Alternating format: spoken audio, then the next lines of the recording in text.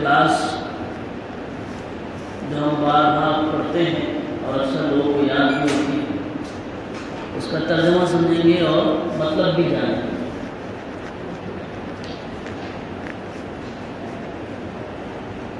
تو سب سے پہلے اس کو پڑھیں گے کیسے؟ قل هو اللہ احد، قل هو اللہ احد، اللہ الصمد۔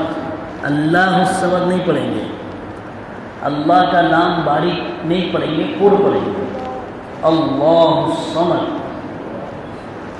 جی۔ لم یلد ولم یولد ولم یکن لہ کفوا احد۔ اس میں ایک چیز یہ ہو سکتی ہے، نون ہے وہاں پر، اگر کوئی دیکھ کے پڑھے تو یکن لہو بھی پڑھ سکتا ہے کوئی، لیکن نون کو لام سے ملا لیں گے، بلکہ کاف کو لام سے ملائیں گے، یکن لہو پڑھیں گے، یکن لہو نہیں پڑھیں گے۔ قرآن میں لکھا ہوا کیسے ہے؟ یا کاف نون لام ہا، یکن لہو، لیکن اس کو پڑھا کیسے جاتا ہے؟ یکن لہو۔ انگلش میں بولتے ہیں سائلنٹ، کوئی بھی لفظ سائلنٹ ہوتا ہے انگلش میں، تو ایسے ہی اس میں نون سائلنٹ ہے، نون نہیں پڑھیں گے، یکن لہو کفوا احد۔ ترجمہ دیکھتے ہیں۔ قل، آپ کہہ دیجئے، اللہ کے نبی سے اللہ فرما رہے ہیں، آپ کہہ دیجئے، آپ بتا دیجئے، کیا هو اللہ احد، کہ وہ اللہ اکیلا ہے، کہ اللہ اکیلا ہے، واحد ہے،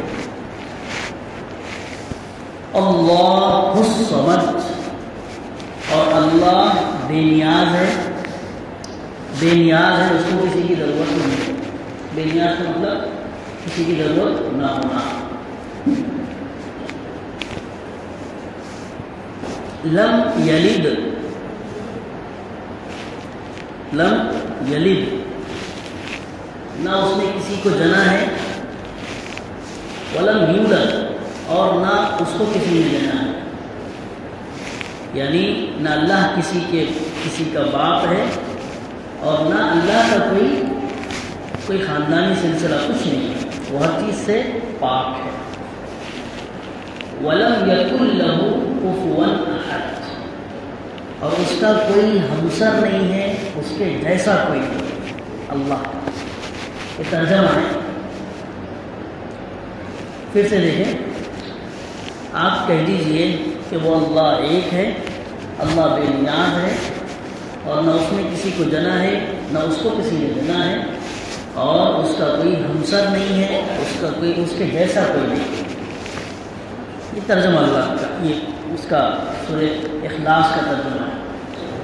بات وہی ہے کہ جب تک ہم کو چیزیں پوری طریقے سے معلوم نہیں ہوں گی، اس کا اثر بھی ہم پر نہیں ہوگا۔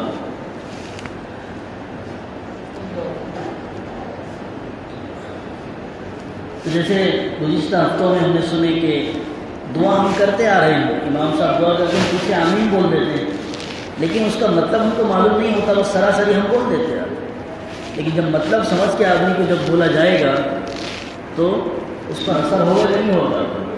اب جیسے مثال کے طور پہ ایک دم موٹی مثال دیتا ہوں، ایک فرض کرو کسی کے بھائی کا ایکسیڈنٹ ہو گیا ہے نا، یہ سمجھ لیجیے باپ ہے، بیٹے کا ایکسیڈنٹ ہو گیا، ٹھیک ہے، یا بیٹے کو کوئی تکلیف پہنچی یا بیٹا مر گیا۔ اب خبر دینے والا باپ کو ایسی زبان میں بتا رہا ہے جو باپ نہیں جانتا، تو وہ سنے گا، اس کو بولے گا کیا بولے گا؟ ٹھیک ہے ٹھیک ہے، کیونکہ اس کو سمجھ نہیں آیا نا، تو کیا ہوا؟ سمجھ نہیں آیا۔ لیکن جب وہ اس کو اس زبان میں بولے گا جس زبان کو وہ جانتا ہے، تو فوراً کیا اثر ہوگا اس میں؟ فوراً بیٹھ جائے گا، خبر دے رہے۔ تو بس یہی کیس اور یہی صورتحال ہماری قرآن کے ساتھ ہے کہ ہم کو قرآن کا مطلب، اس کا مطلب معلوم نہیں رہتا، عربی ہم جانتے نہیں، اللہ کیا بول رہا ہم کو معلوم، تو اس کا جب معلوم نہیں تو اثر بھی نہیں، سمجھے کہ نہیں سمجھے؟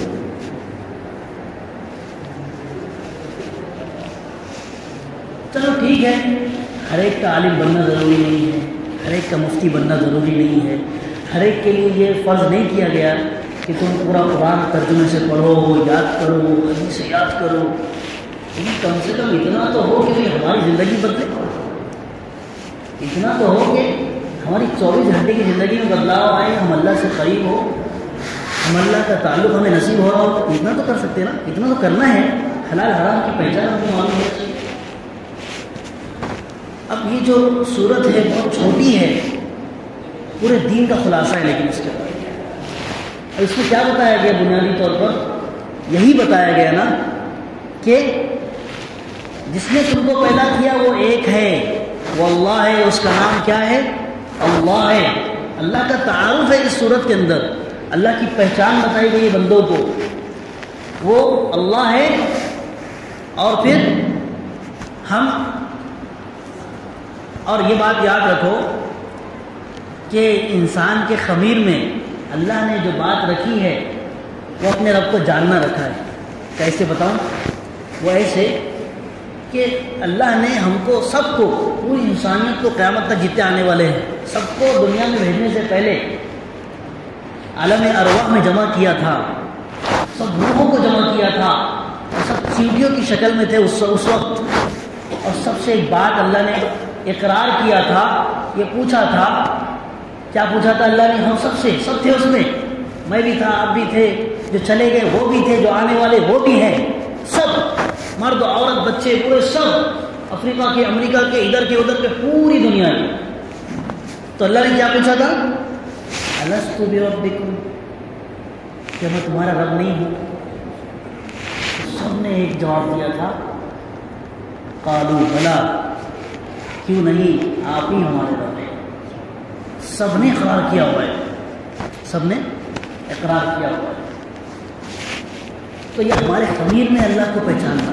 ہاں یہ بات ہے کہ ماحول ملتا ہے غلط تو اس سے ہم اللہ سے دور ہو جاتے ہیں، ہم تعلیم یعنی ہم سمجھنا نہیں چاہتے ہیں، سمجھتے نہیں اس کو، سیکھنا نہیں چاہتے، اس لیے ہم اللہ سے دور ہو جاتے ہیں۔ ورنہ دیکھو ذرا سا آپ تھوڑا سا دین پہ لگ کے دیکھو، فوراً وہ چیزیں اندر آتی چلی جاتی ہیں، اللہ کی روحانیت آتی ہے، اللہ سے تعلق نصیب ہو جاتا ہے فوراً، کیونکہ ہم کو پہلے سے اللہ نے وہ ہمارے اندر وہ سیلس اور وہ جو ہے کیا کہیں گے، وہ سیلس ہمارے اندر رکھے ہوئے ہیں، اور وہ انٹریکشن ہے اس کے اندر کہ فوراً جو ہے چیزیں تعلق جڑ جاتا ہے۔ تو یہ جو صورت ہے ہم سب بچے بھی اس کو پڑھتے ہیں، چلو بچوں کو تو نہیں معلوم ہے اور ان کو اتنی جلدی معلوم بھی نہیں ہونا چاہیے، بنیادی طور پر ہم کو ہونا چاہیے، لیکن جب ہم بڑے ہو گئے ہیں، عمر اچھی خاصی عمریں ہو گئی ہماری، کئی سالوں سے اللہ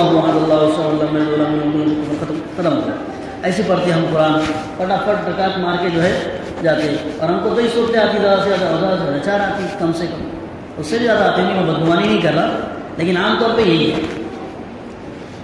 کیوں؟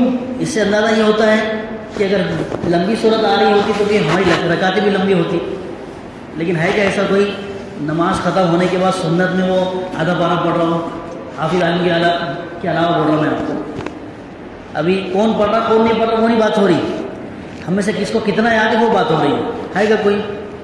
اس کا مطلب کیا ہے کہ ہم کو یاد نہیں ہو اتنا قرآن، ٹھیک ہے؟ تو اب ہم کو جتنا یاد ہے کم سے کم اس کا مطلب تو معلوم ہونا چاہیے کہ نہیں چاہیے؟ اس کا مطلب تو معلوم ہونا کہ نہیں ہونا؟ بولو بھائی۔ تو اللہ ایک ہے اور اللہ بے نیاز ہے۔ اب بے نیاز کا مطلب کیا ہے؟ کہ اللہ کو کسی کی ضرورت نہیں ہے، سب کو اللہ کی ضرورت ہے، اللہ کو کسی کی ضرورت نہیں ہے، یہ ہے بے نیاز کا مطلب، ہے نا؟ بہت موٹا، ایک دم موٹے انداز میں، اور سب کو معلوم بھی ہے الحمدللہ، لیکن پھر بھی ہم کو معلوم ہونا چاہیے کہ جب تک ہم کو اللہ کی صفات معلوم نہیں ہوں گی اس وقت تک اللہ کی معرفت بھی نصیب نہیں ہوگی، جب تک اللہ کون ہے، وہ ہستی کون ہے اس کے بارے میں معلوم نہیں ہوگا تب تک کہ اس سے تعلق بھی نصیب نہیں ہوگا۔ اس سے ظاہر ہے کسی آدمی کی پوسٹ جب تک معلوم نہیں ہوتی ہے، اگر کوئی ایسا بڑا آدمی یعنی پوسٹ والا IAS آفیسر یہ کوئی بھی ہو، اگر سول کوڈ ڈریس میں آ جائے اور ہمارے بازو نماز پڑھ لے یا کچھ بھی ہو جائے، مل لے کر لے، تو ہم اس کو ایسی ہائے ہیلو کر لیں گے یا عام آدمی سمجھیں گے، جیسے ہی معلوم پڑے گا ارے یہ تو فلاں آدمی ہے، بڑی پوسٹ والا ہے، تو ہمارے اندر وہ چیز آتی ہے کہ تھوڑا سا سرک جائے گی، تھوڑا سا ادب کریں گے، ہوگا کہ نہیں ہوگا؟ تو یہی بات ہے، جب تک اللہ کی ذات معلوم نہیں ہوگی اس وقت تک اللہ کا ویسا تعلق بھی نصیب نہیں۔ ہاں اللہ اتنا قادر ہے، اتنا بڑا ہے، جب تک یہ چیز ہمارے دماغ میں نہیں بیٹھے گی تب تک کہ ہمارے اندر وہ ڈر بھی پیدا نہیں ہوگا۔ آج ہم نے اللہ کی صفات ذات کو نہیں پہچانا ہے، اس لیے جو چاہے وہ کر رہے ہیں، آج خالی اللہ اللہ بولتے ہم، لیکن اللہ کون ہے، اللہ کا تعارف کیا، اللہ کس ہستی کا نام ہے، کتنی چیزوں پر اللہ قادر ہے، کیا کیا اللہ نے کیا ہے، سب کچھ اس کا ہے، وہ ہر چیز سے بے نیاز ہے۔ جب یہ ساری چیزیں ہمارے اندر آئیں گی نا تو دیکھو کیسے خوف نہیں آتا اللہ کا، کیسے خشیت اللہ کی نہیں آتی، کیسے اللہ کا تقویٰ نہیں آئے گا، آئے گا، بالکل آئے گا۔ لیکن یہ وہی ہے کہ جب تک ہمارے اندر وہ بات، یعنی جب تک ہم سیکھیں گے نہیں اللہ کون ہے، جانیں گے نہیں، تب تک وہ چیز نہیں پیدا ہوگی۔ پھر آگے ہیں لم یلد ولم یولد، اللہ نہ کسی کا باپ ہے اور نہ اللہ کا کوئی باپ ہے، اللہ کے کوئی والدین نہیں اور نہ وہ اللہ کسی کے والد ہے۔ یہاں پر اصل میں دنیا میں ایسے عقیدے بھی موجود تھے اور آج بھی ہیں کہ جنہوں نے اللہ پر یہ وہ لگایا ہے، باتیں کہی ہیں بیہودہ کہ اللہ جو ہے کسی کے باپ ہیں، ٹھیک ہے، کون؟ عیسیٰ علیہ السلام ہے نا، عیسیٰ علیہ السلام کو بیٹا مانتے ہیں۔ وقالت یہود عزیر ابن اللہ، ہاں یہود کہتے ہیں، یہودیوں کا کہنا ہے کہ عزیر علیہ السلام اللہ کے بیٹے ہیں، یعنی اللہ باپ ہو گئے، نعوذ باللہ کس کے؟ عزیر علیہ السلام۔ یہ قرآن کی بات بتا رہا ہوں میں، قرآن میں ہی آیا تھا۔ پھر ایسے ہی جو ہے وقالت النصارى المسیح ابن اللہ، اور عیسائیوں کا بھی کہنا ہے کہ حضرت عیسیٰ علیہ السلام کس کے بیٹے ہیں؟ نعوذ باللہ اللہ کے بیٹے، ٹھیک ہے۔